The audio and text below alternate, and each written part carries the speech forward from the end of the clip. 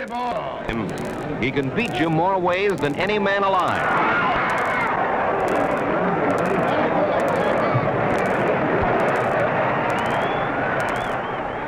His daring play earned him a place in baseball's Hall of Fame. But in his brilliant career, he became one of the most controversial sports figures of our time.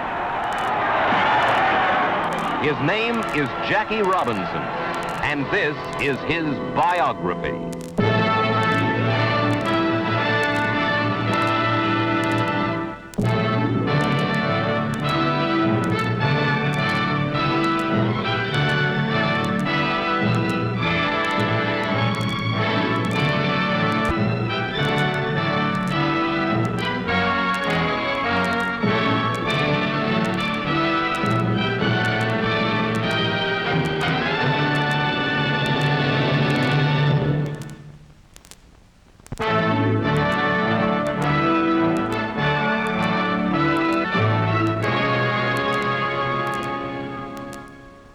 I'm Mike Wallace. This is Biography. Our story, Jackie Robinson. He was the first Negro to play Major League Baseball. An aggressive competitor, he asked no quarter and gave none. But he won the admiration of players and fans alike with his skill and daring. From the very first, he made it clear that he wanted to be accepted on the basis of his ability. I came here, he said, to play baseball. On April 15, 1947, Ebbets Field in Brooklyn, Jackie Robinson makes his appearance as a Major League Baseball player and shatters a half-century of tradition. In the coming months and years, his courage and his character will be severely tested. Jackie Robinson is uniquely prepared to meet this challenge.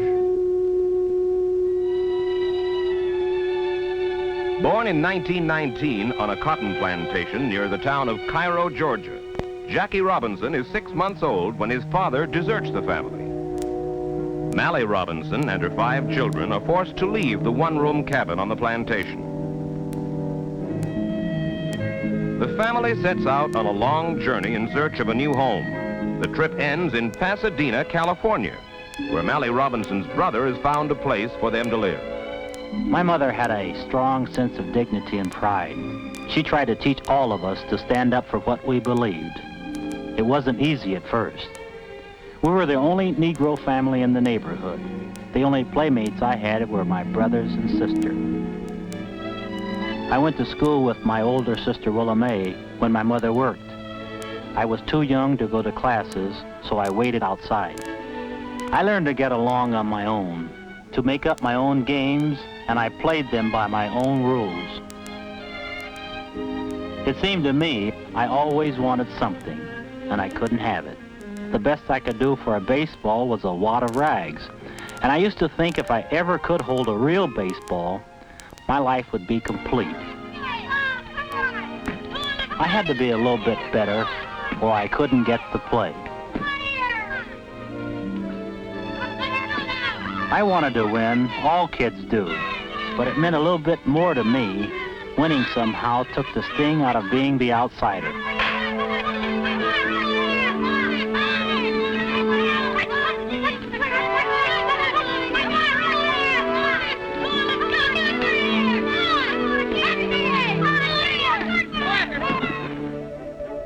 My brother Mac was the star of the school's track team. When he was picked for the United States Olympic team in 1936, I was the proudest kid in the block.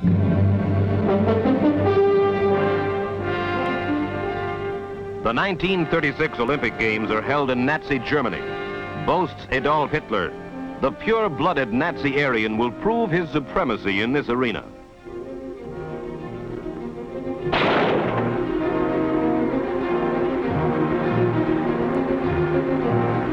The competition does produce a Superman, but he is neither Aryan nor Nazi. He is America's great Jesse Owens. Mac Robinson is proud to play second to Owens in the 200-meter dash. Mac set the example for me, says Jackie. And at Pasadena City College, he drives himself relentlessly in practice and competition.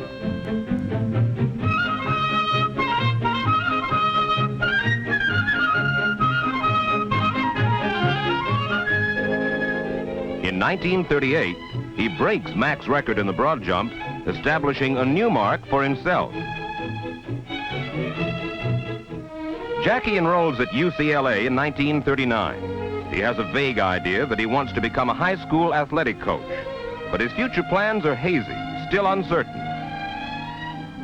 Football is the major sport at UCLA, and Jackie quickly becomes a mainstay of the team. He was a take-charge guy who hated to lose as a friend, and you could be sure that big number 28 would always be in the thick of the action.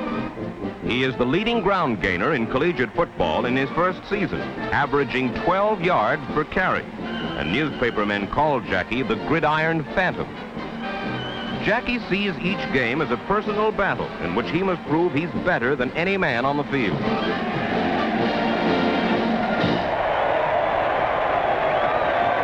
In one game against Stanford, he makes a spectacular punt return, although to begin with, he's surrounded by a host of Stanford players.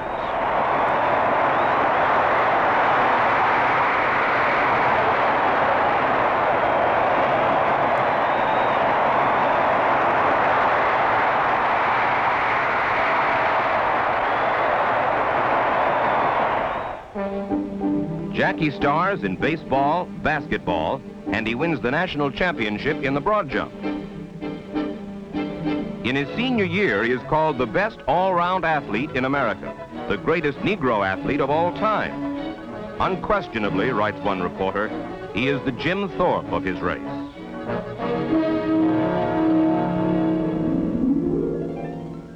Jackie serves as an Army officer during World War II and returns home in 1945 to face an uncertain future. I tried to get a job as a high school coach, but there were few openings I could fill. I was 26 years old. I had no job, only a mantle full of trophies.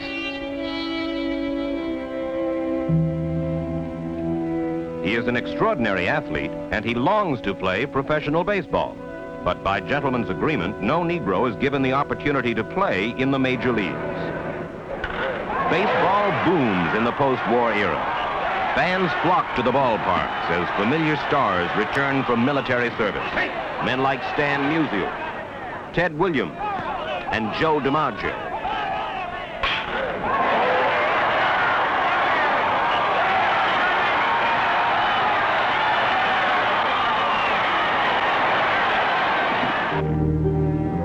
Negroes have the chance to play baseball for pay only in a segregated league. Robinson is delighted when the Kansas City Monarchs of the Negro American League offer him $400 a month to play ball. The pay is irregular, crowds are small, and playing conditions are poor.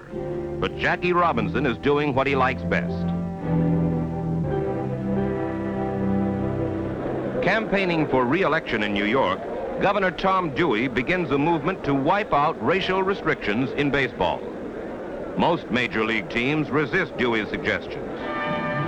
One man, however, Branch Rickey, secretly makes plans to break baseball's color line. The dynamic, outspoken general manager of the Brooklyn Dodgers sees the Negro athlete as an untapped reservoir of talent. And as his Dodgers begin their training at Bear Mountain, he is already scouting Negro players. But Rickey knows that the first Negro to play Major League Baseball must be able to endure constant threats of physical violence, racial insults, even hostility from teammates. Rickey narrows his choice to a handful of men. He considers the brilliant but erratic Satchel Paige, in his 40s and still pitching. The powerful, placid Roy Campanella. Don Newcomb, fiery young pitcher, and an infielder named Jackie Robinson.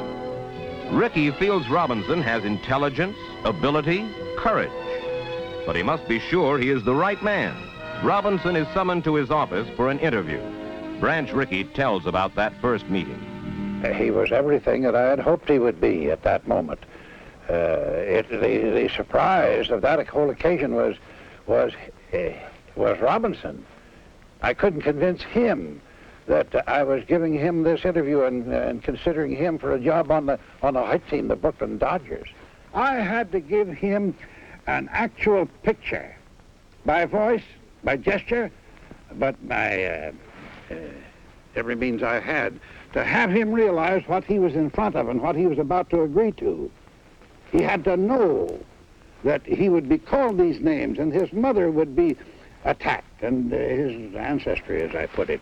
Well, I asked him what he would do. I'd kill him. It was the very resentment that I wanted, and yet he had to realize that he must be able to handle himself under those dire conditions.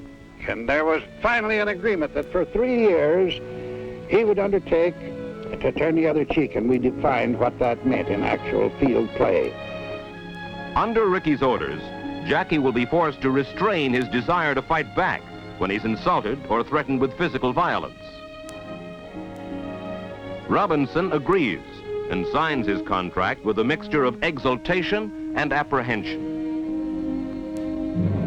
1946, the Montreal Royals, a Brooklyn Dodger farm team, open the season at Jersey City. On their playing roster is baseball's most controversial new figure, Jackie Robinson. Spring training has been a harrowing experience for Robinson. During the barnstorming tour in the South, he has been reviled by fans and shunned by his own teammates. But in the season ahead, he will channel his anger and humiliation into a driving determination that will become the trademark of Jackie Robinson.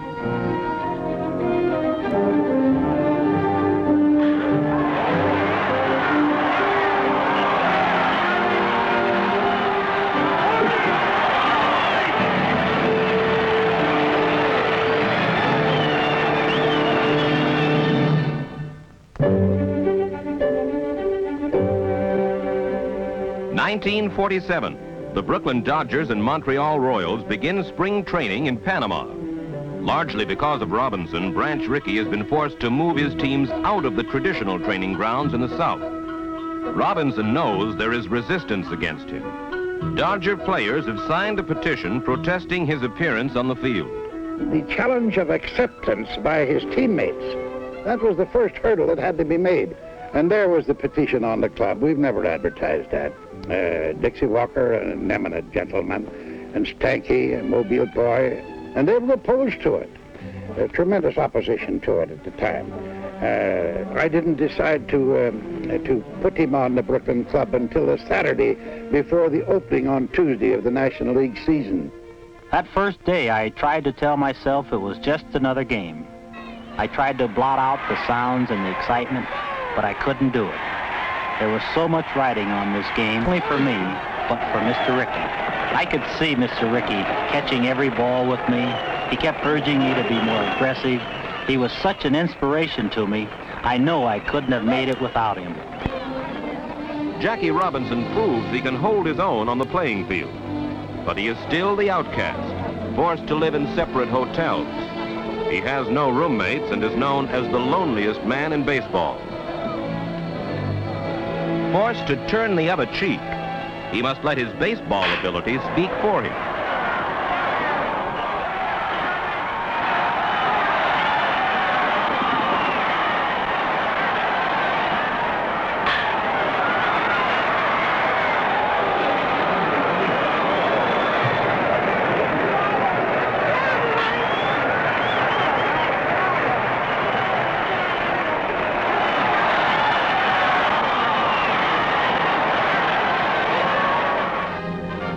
Slowly, the fans from Flatbush begin to accept Jackie Robinson, and so do his teammates. Says Branch Rickey, the players rallied to his defense, and it caused the glue on the club that molded them into a pennant-winning team. For the Brooklyn Dodgers, it's the first pennant in 6 years. Brooklyn fans shower their affection on the beloved bum. Jackie Robinson crowns his first season in the major leagues by being named Rookie of the Year. Branch Rickey couldn't ask for anything more.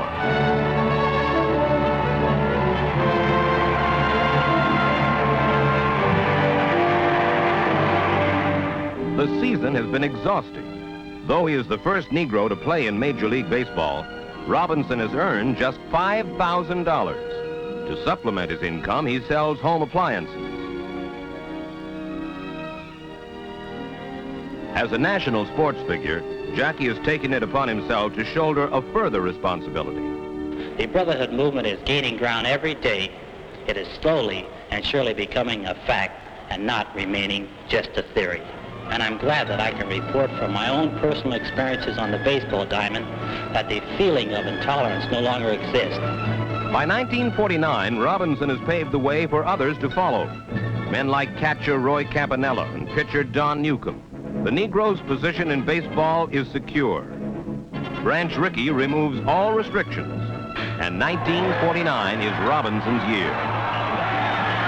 They'd better be rough on me, Jackie declares, because I'm going to be rough on them. Almost overnight, Jackie becomes the holler guy, the spark plug behind Brooklyn victory.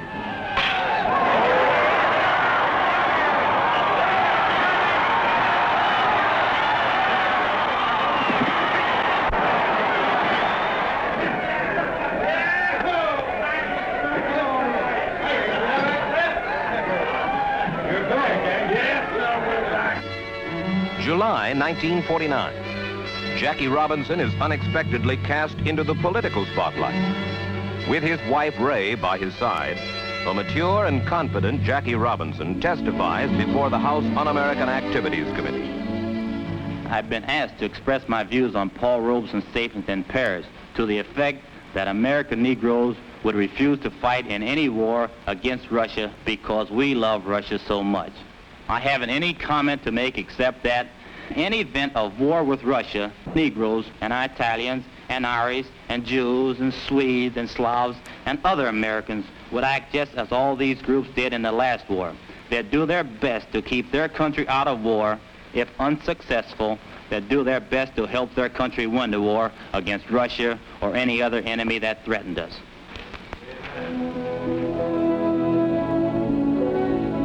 The 1950s. In his new home in suburban Stamford, Connecticut, Jackie savors the rewards of years of struggle. He is an established major league star, earning a major league salary in 5 figures. In the off-season, he can relax with his family, enjoying economic security he never knew in childhood. And for his son, there will be no need to play baseball with broom handles and rags. Jackie is imbued with a nagging sense of responsibility. He feels he must speak out where injustice has been done. His friend and teammate, Roy Campanella, often disagrees with Jackie. "I'm no crusader," says Campanella. "I'm just a baseball player." Robinson will not tolerate this attitude. He has always been a fighter. He will continue to be a fighter. A man must speak out for what he believes, says Jackie.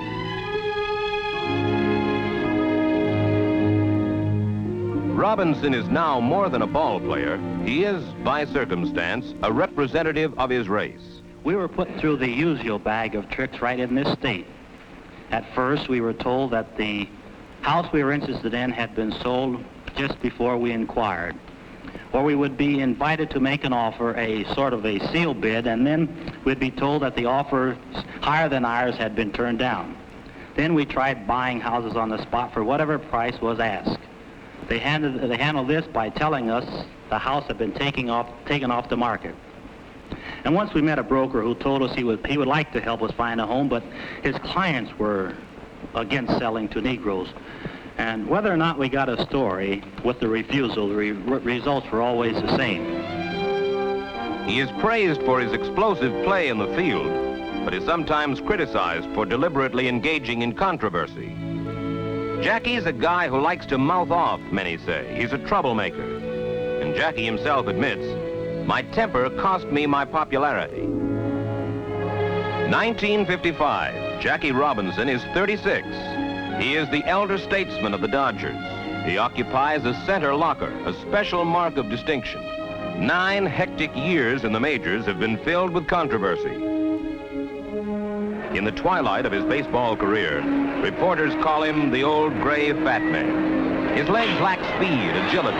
His reflexes are sluggish.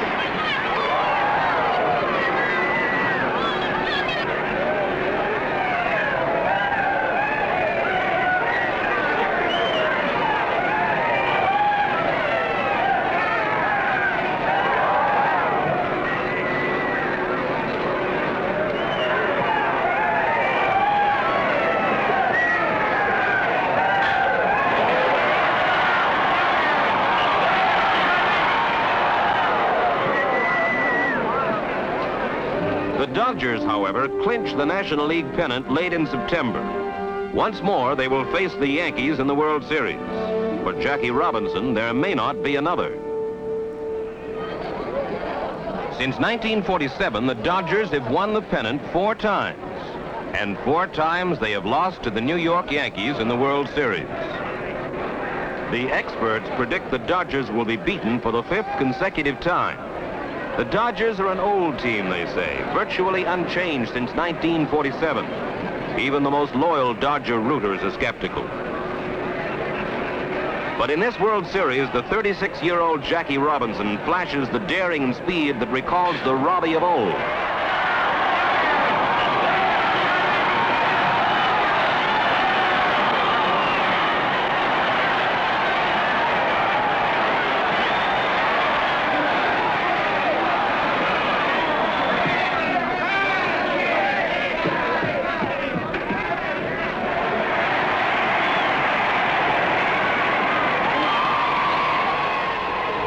Sparked by Robinson, the Dodgers win the 1955 World Series. Writes one reporter, the old gray fat man had done what he wanted. He had shown the Dodgers, he had shown the Yankees, he had shown the world.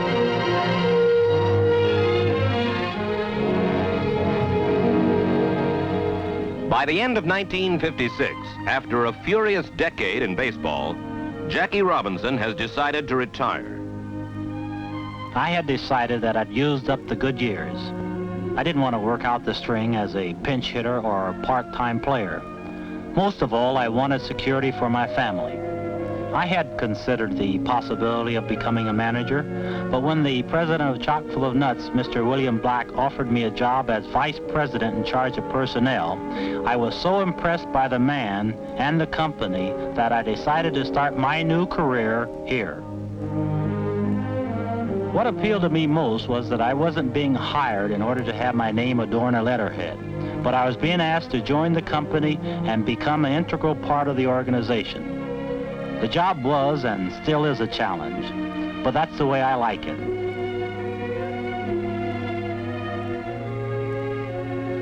Generally, I meet with Mr. Black to go over new employee programs, brief him on my activities, and discuss new company policies, or to get an occasional bawling out. I rarely miss baseball. I just don't have the time to miss it. But if I did, it would be the playing. I never felt comfortable as a spectator. Looking back now on my days in baseball, I can remember times when I was advised not to press issues or speak out when I felt it was necessary. But I couldn't do that. I believe that a man is judged on more than the power of his hands and legs. He's judged also on the strength of his mind and his character. Not to speak out when I saw or felt an injustice would have been as bad as taking the third strike every time I came to bat. Right now, if I had the chance to live my life over again, I'd live it the same way.